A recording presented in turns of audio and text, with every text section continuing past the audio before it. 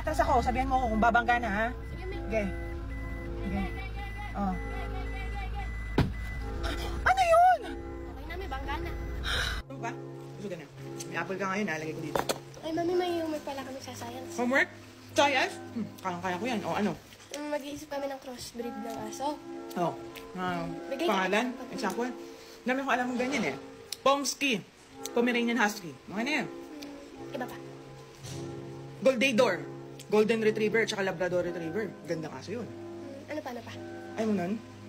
Corgi po. Corgi tsaka poodle. Ay, ang cute-cute nun. Ayun na lang. Paano may bulldog, tapos shih tzu?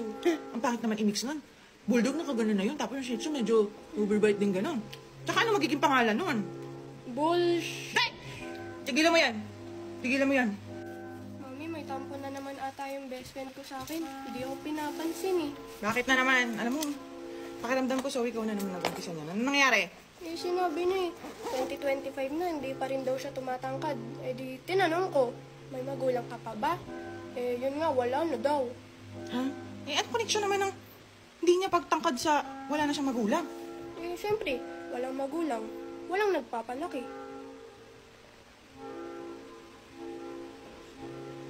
Zoe, di ba sabi ko sa'yo, pag nasa harap mo, prutas at saka yung ganyang matamis na ice cream, ang priority natin, prutas. Di ba? Dapat healthy muna, priority natin. Eh, me, lagi mo naman sinasabi, end of the world na. Nag-aaway-aaway na sa mundo. Ang gulo na ng Pilipinas. Ano gusto mo, me? Hindi ko enjoy buhay ko.